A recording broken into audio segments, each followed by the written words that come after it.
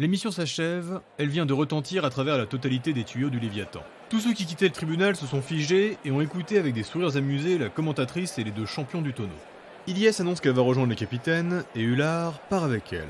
Ils vont récupérer les documents et les preuves au commissariat, puis ils vont à la salle de commandement.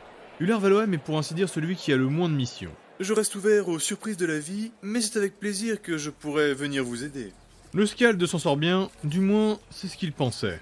Car une fois dans la salle des capitaines, quand il voit les piles de papier qui les entourent, il se dit qu'il va finir écrasé sous une avalanche bureaucratique. Il a alors un éclair de génie, il se souvient qu'il a une enquête sur le feu qui nécessite ses talents. Il s'excuse maladroitement et constate qu'Ilyes a compris son manège. Mais elle le laisse de bonne grâce. La Valkyrie et lui, bien que très différents, sont devenus de plus en plus proches. Avant d'aller accomplir sa mission spéciale, il prend le temps de se préparer. Ullard Valoem sans deux dragons se lave presque tous les jours, sauf le Laogar Dagger. Le samedi. Car le Laogar Dagger, il est de coutume pour les Midgardiens de se laver. Ullard déteste la cohue dans les bains publics et il a toujours l'impression que l'eau est plus sale ce jour-là. Il prend un long bain dans sa chambre et après s'être séché, il s'applique de la crème et du parfum. Ullard termine de se coiffer et de s'habiller devant son grand miroir, une commande spéciale qu'il a faite en arrivant dans le bateau. Après une bonne heure, il est enfin prêt pour son rendez-vous d'importance. Nous sommes déjà en fin d'après-midi et quand il se présente devant les deux gardes du corps de la dame, Ullard reconnaît le gros troll mais pas le Valkyne. Les gardes lui font une moue dubitative, et quand il finit par montrer son badge de police, il lui ouvre en serrant les dents. Le grand troll rentre avec Ullard. La grande salle est presque vide, les coussins et les odeurs sont toujours aussi chics et exotiques. Des servants sont en train de préparer la prochaine soirée. Il est emmené au fond de la salle, et le Skald remarque que la petite porte qui mène à la chambre privée a été renforcée. Elle s'ouvre au moment où il arrive, et Ullard voit apparaître la collectionneuse, Reri Raener. La Valkyne est toujours aussi éblouissante, et sa posture est impériale. Elle est habillée d'une grande robe de soie qui épouse parfaitement ses formes. Ullard la salue comme si elle était une reine. Sûre d'elle, elle congédie le troll de la main, mais il perçoit qu'elle est sur la défensive. Vous voulez encore des noms? Sachez que je vous ai déjà tout dit. À vrai dire, je ne suis plus à la recherche de grands noms, mais de petits. Je ne m'intéresse pas aux gens du peuple. Non, mais ceux qui sont fortunés, oui. Vous m'aviez dit qu'une fois que j'aurais donné le nom des nobles, nous serions quittes. En effet, et je n'ai qu'une parole. Cependant, je viens vers vous avec une demande, et je suis prêt à payer. Nous avons besoin de renseignements, et je pense que vous pouvez nous aider. Que me proposez-vous? Je me propose à vous. La collectionneuse lève un sourcil. Ullard s'explique. Toute la nuit, je suis à vous, mon corps et ma voix. Je vais enchanter vos invités, et vous enchantez vous. Le beau blond imberbe est d'une beauté androgyne. Il a cependant des traits carrés, et son corps est fin et musclé. Sa carrure et son charisme ont fait chavirer un nombre de cœurs incalculable. Et la collectionneuse en fait partie. Elle se lèche les babines. Toute la nuit. Je vais vous épargner la soirée, la nuit et la matinée qui vont suivre, mais au matin de Source Dagger, du jeudi, Ullard aura beaucoup chanté, beaucoup dansé et beaucoup... Il est au lit avec la collectionneuse, ils sont nus et encore en sueur, il parle la tête sur l'oreiller, et Ullard a un petit calepin où il note les noms et les informations. Et vous me dites que sa richesse semble récente. Oui. Je ne l'avais jamais vu avant d'embarquer. Et même mes amis de Sveland et de Mularn ne le connaissent pas. Le sang de dragon a donné tout ce qu'il avait, et la collectionneuse a apprécié. Il lui a même fait grâce de lui laisser encore un peu de sa semence pour délier sa langue. Cette phrase était très gênante. Cependant, malgré tout ça, Ullard arrive à ressentir qu'elle ne lui dit pas tout.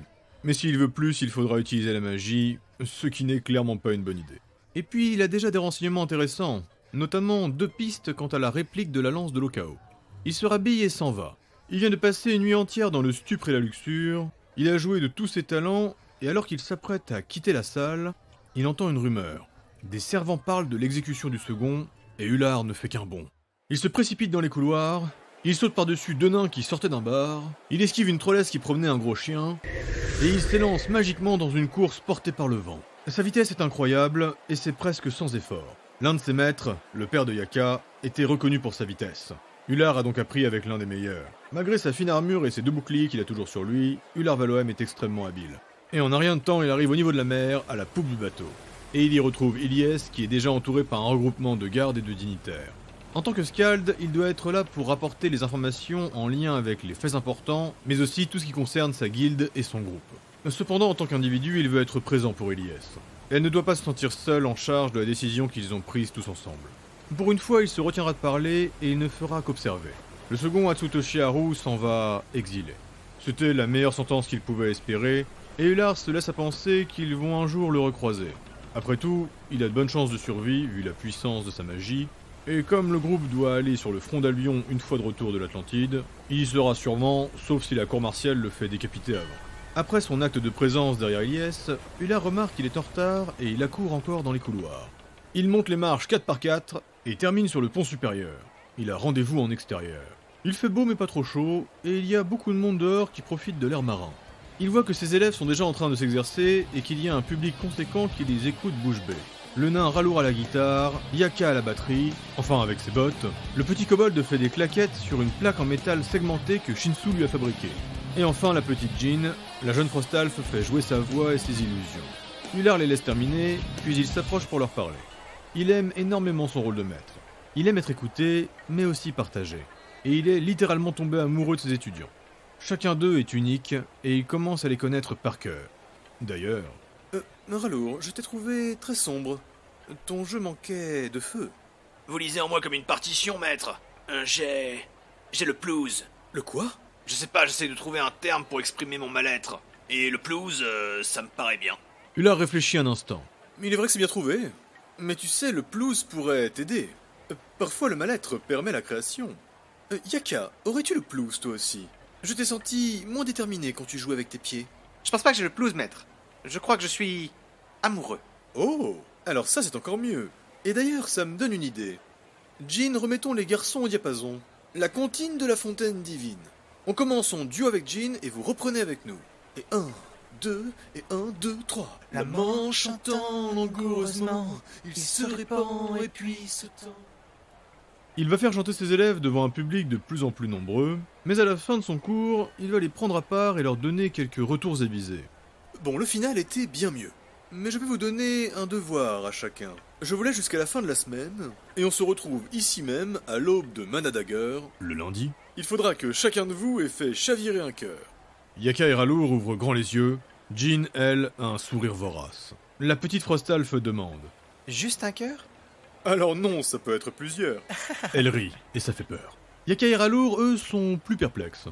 Croyez-moi les enfants, je pense savoir par quoi vous passez, mais vous êtes Scald, bon sang. Vous savez chanter. Alors bougez-vous et osez. Et ainsi votre pelouse partira à jamais. C'est l'inaction qui brise la passion. Ullard termine cette phrase en tournant les talons, et il va faire le tour de tous les bars à ce pont. Il profite de la fin de l'après-midi, il rit, il chantonne, il se fait inviter. Et alors qu'il chantait un air, au loin, il reconnaît la carrure de son champion. Le troll plein de failles et ses 3 épées dans le dos avance d'un pas décidé. Ullard se lève, il quitte le groupe de riches Midgardiens qui l'écoutaient. Raylork était en train de descendre, mais il le rattrape en courant. Oh mon champion, où vas-tu? Salut, Ullard. Eh bien, je vais à la réunion au commissariat. Le Scald avait complètement oublié. Raylork allait le remarquer, mais Ullard enchaîne sans s'arrêter. J'ai découvert 2 pistes intéressantes quant à la réplique de l'arme de Lokao. Je pense que ces types pourront t'aider. Ullard lui tend les bouts de papier. Ah, merci, Ullard, tu assures. Oh, je ne fais que mon travail. Mais je viens de rencontrer un marchand très intéressant. Je le soupçonne même d'être membre d'une guilde noire. C'est-à-dire? Le gars connaît Odini. C'est un super alchimiste qui fait des peintures et du vernis. Et donc? Il m'a expliqué qu'il pouvait tout colorer, et il peut donner à une arme n'importe quel aspect. Bref, en gros, il me dit qu'il a jamais eu de commande pour une lance en or, mais je me dis que je l'ai pas assez interrogé. Intéressant. Ullard et Raylork vont retrouver Ilyes dans la salle des officiers du commissariat. Ils vont faire le point tous les 3, puis Ross va arriver avec les drogues et les trolls prisonniers. Ullard va se proposer de les interroger, mais le fameux colis va arriver. Quand Ullard Valoem va lire en draconique « Pour notre fils et mon époux », le sang-dragon va partir sans tarder et sans expliquer la raison. Il porte le colis avec difficulté, il est lourd et somptueusement emballé. Il a un doute sur ce que c'est, mais c'est improbable. Ullard a été témoin d'un événement très secret pendant qu'il vivait sur les terres de la Dragonne. Depuis son départ, il avait pris le temps d'écrire à ses parents et sa compagne, il s'attendait donc à des réponses, mais de là à ce que ce soit un colis... en plomb. C'est ce qu'Ullard découvre quand il l'ouvre. Ce petit colis est fait de plomb et ça en dit long. Car le plomb est l'un des éléments qui ne laisse pas traverser la magie, et qui la rend donc opaque. Ullard ferme la porte de sa chambre à double tour, il respire bruyamment, et commence même à transpirer. Cela fait bien longtemps qu'il n'avait pas autant stressé. Racrir. Un deuxième mot de commande, et le dernier saut magique disparaît. Ullard ouvre doucement, lentement, et il reste figé, médusé par ce qu'il est en train d'admirer. Des coquilles. 3 morceaux de coquilles. C'est les restes d'un œuf de dragon. Ullard va rester une éternité à les contempler. L'œuf était immense. Chaque morceau fait presque la taille de sa main, mais ce n'était qu'une partie infime de l'œuf draconique. C'est néanmoins les 3 choses les plus précieuses qu'il ait pu admirer, et ses parents ont osé lui envoyer. Sur la lettre à l'intérieur du coffret, des mots succincts et pleins d'amour. Nous te donnons ta part et la nôtre, tu en auras besoin. Fais-en bon usage, avec ta fougue et ton intelligence. Nous t'aimons. Ces 3 morceaux représentent sa part, celle de sa mère et celle de sa femme. Un petit point que je dois éclaircir tout de suite, son père n'est pas un sang de dragon, il n'a donc pas de lien draconique. Et pour les curieux et les gens choqués, oui, Ullard Valoem est un homme marié. Mais ils ont une union très libre. C'est difficile à comprendre pour moi parfois, mais entre eux ça marche comme ça. Ils s'aiment énormément, mais ils ne se voient que très rarement. Cependant il lui écrit beaucoup, et elle est comme une muse pour lui. Ullard va toucher, examiner et caresser les coquilles. Elles sont rugueuses, d'un bleu azuré, elles brillent et elles scintillent. Ullard va ensuite faire une chose étrange. Il va en lécher une. Et d'un coup, ses poils se hérissent, ses pupilles tremblent, son pouce accélère. Il fait 2 pas en arrière. Il veut essayer d'en croquer une. Mais il ne doit pas s'emporter. Il a besoin des autres, et il ne doit surtout pas tester cela durant la semaine de police. Ou alors si, c'est peut-être le bon moment. Non. Ullard referme la boîte. Le groupe est bientôt occupé, et ce n'est pas le moment d'en rajouter. Et après cet instant particulier, Ullard ne va pas se sentir tomber. Il s'endormira sans s'être lavé, et va dormir comme un bébé. Il semblerait que le gain subit d'énergie, aussi léger soit-il, a eu un contre-coup sur lui. Le matin de Friardagger, le vendredi, comme promis, Ullard va interroger les trolls que Ross avait arrêtés. Il est cependant très déçu. Il reste silencieux et les observe de la tête aux pieds. Ce ne sont au final que des porteurs. Il y a 4 femmes et 2 hommes, ils sont tous stressés et confus. Ils viennent de passer la nuit dans la même prison et ils étaient serrés comme des lardons. Le troll le plus costaud va pour parler. Je vous jure qu'on ne savait pas ce qu'on transportait. Ullard vient d'imiter le troll qui est maintenant courroucé. Un autre essaye de parler. On vous jure, on n'avait aucune idée. On a été payé par un gars pour aller d'un point A à un point B. Cessez de vous moquer. Bref, vous n'avez rien à me dire, je n'ai pas envie de vous entendre. Nous sommes tous très déçus. Mais pour le style, vous allez retourner à la cellule et moi je vais signer un faux rapport. Allez hop, on se lève et retour au cachot. Le Scald va ressortir prestement du commissariat et se diriger vers la seconde classe. Il a envie de travailler un minimum quand même, et il se dit qu'en seconde classe il y aura plus de grabuge qu'au premier. En tout cas les problèmes seront plus visibles. Et puis Ullard n'a pas encore été voir les bars au second, et il se demande à quoi ils ressemblent, notamment les estrades de représentation. Il va donc passer tout Friardagger à se promener de bar en bar, à parler, écouter, et même promouvoir la pierre qui roule. Beaucoup de propriétaires de tavernes seront très intéressés, et certains iront même jusqu'à réserver. Car comme toujours, Ullard Valoem a un plan. Alors qu'il visite une taverne très colorée, il reconnaît la silhouette de Jean. Son élève est entre les bras d'un beau Frostalf, elle glisse des mots doux à son oreille pointue, il est bien plus vieux qu'elle, et c'est un membre d'une guilde d'or, de rubis. Ullard hésite à intervenir, mais ce n'est pas le moment de la féliciter. Il faut la laisser s'amuser. Alors qu'il termine sa tournée, toujours frais mais un peu fatigué, soudain, un coup de tonnerre résonne au fond du couloir. Sans réfléchir, il se met à courir. Possiblement Ross en plein affrontement. Il ne doit pas perdre de temps. Pendant sa course, une deuxième détonation. Ullard accélère et incante sa magie. Les 2 boucliers en avant, il prend le dernier tournant. Il freine, il dérape. Car au final, il tombe nez à nez avec la salle des Elaxa. Cette dernière est placée à la poupe. La salle est ouverte vers l'extérieur, ce qui permet aux mages d'utiliser leur magie destructrice sans danger pour s'entraîner et se soulager. Ullard n'était encore jamais venu ici-bas, et il voit que c'est un cours organisé par la maison. Des jeunes mages sont en train d'apprendre à maîtriser la foudre. Ullard veut aller se coucher, mais il ne veut pas retourner dans sa chambre. Il a trop peur de ce qu'il pourrait faire à proximité des coquilles brisées. Alors il vadrouille d'échoppe en échoppe et de taverne en taverne. Il va même arrêter une altercation sans même montrer qu'il est policier. Il va boire et organiser des rendez-vous avec des dignitaires et des commerçants. Il finira très tard et sera invité à dormir avec 2 parfaits inconnus. Ullard Valoem avait quand même une petite mission. Tenir informé le reste du groupe des actions de chacun et écrire des rapports succincts pour résumer leurs différentes actions. Il se lève et il quitte la chambre de la naine et du Frostalf avec qui il avait dormi. Nous sommes très tôt le matin de Laugardagger et il se dirige au commissariat. Il savait très bien que Shen Yung allait faire tout son travail, mais il veut quand même remplir son rôle de héros. J'entends par là qu'il va servir de relais pour partager les informations avec les membres du groupe. Au final, il voit régulièrement Raylork et Elias, donc il recopie des rapports pour Ross et Shinsu. Ular ne croise jamais Ross, mais le bac à lettres attitré à l'archer est régulièrement vidé par ce dernier. Shinsu cependant ne passe jamais. Le Skald se donne alors la petite mission de tenir informé le guerrier. Il sait cependant qu'il a des chances d'être infiltré, donc il ne faut pas le déranger. Dans un premier temps, il passe voir Sam. Le forgeron de l'expédition est en bonne relation avec le Frostalf. Le viking aux cheveux dégarnis et le cigare à la bouche est en train de montrer quelque chose à sa fille. La petite est émerveillée par le métal incandescent. Navré messire Sandragon, mais pas de Shinsu à l'horizon. Par contre, Sam regarde le bouclier miroir d'Ular. je pense que votre bouclier a vu de meilleurs jours. Ular regarde les rayures sur le métal réfléchissant. Sam, je n'osais pas vous le demander, mais j'aimerais beaucoup me faire polir le bouclier. Après son instant de polissage, il frappe à la porte de la chambre de Shinsu. Il doute fort de le trouver ici, mais Ular sait qu'il trouvera certainement sa sœur ou Tina. Après quelques secondes, on ouvre la porte maladroitement. C'est la petite sœur de Kala.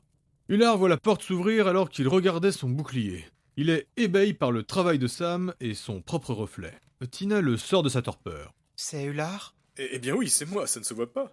Je ne sais pas si tu sais où est Shinsu, mais je me dis que tu es celle qui a le plus de chances de savoir où il se trouve. Vous voulez le voir? Il ne dort pas dans sa chambre. Sûrement un lieu plus bas, je présume. C'est bien ça. Ular se regarde à nouveau dans le miroir. Son bouclier est tellement poli qu'il brille comme par magie. Messire Valoem? Ah oui, pardon. Je suis magnifique aujourd'hui. Voilà les lettres et les rapports que j'ai recopiés. Je te laisse le tenir informé en toute discrétion dans les lieux que tu sais. Il tend les lettres à la petite qui va mettre un peu de temps à les récupérer. Puis Ular s'en va au commissariat. Et il y retrouve Ilyes et Raylork. En dehors de son propre reflet, Ular est constamment en train de réfléchir à ce qu'il pourrait faire avec les coquilles. Il ne va pas vraiment écouter la réunion, sauf le passage où Raylork parle du chat. Son air lubrique l'intrigue. Quand Ilyes s'en va, Ular insiste. Raylork, j'exige de savoir ce qui s'est passé avec Didi. Je suis Skald de bon sang, je peux tout entendre. Non, Ular, t'es pas prêt. Et je pense que je risque d'avoir de gros problèmes si je te dis ce qui s'est passé. Les yeux d'Ular sont exorbités. Allons prendre un verre. Non plus, mais j'ai ma piste à suivre. Ular est outré. Alors là, je suis sans voix. Ular, je sais que ce qu'on est en train de faire t'importe peu, mais personnellement, j'ai jamais autant aidé les gens. J'écume à nouveau les bars avec toi une fois que j'en ai fini avec cette semaine de police. Raylork se lève et l'abandonne. Ular doit se changer les idées. Ça tombe bien, on l'avait invité à une autre soirée. Et il insiste pour en profiter.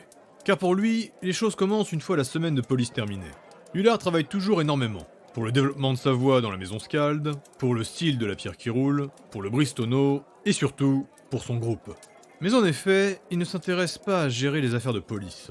Il préfère rencontrer du monde et préparer la suite. Alors il continue ses rencontres et sa tournée des bars, pour chanter et pour boire. Il va encore dormir chez quelqu'un d'autre, et je vous épargne la journée de Sunundager. Tout le dimanche, il ne fera que s'entraîner, rencontrer des gens, bref, rien d'important. Cependant, alors qu'il s'approchait du commissariat pour finir cette semaine qui avait perdu pour lui tout son sens depuis l'arrestation du second, Réhari Riker, le pisteur attitré du groupe, arrive en courant, et d'un seul coup, tout redevient palpitant. Jinsu est en danger. Il vient de rentrer en force dans une salle, et il va être encerclé. Ular se précipite.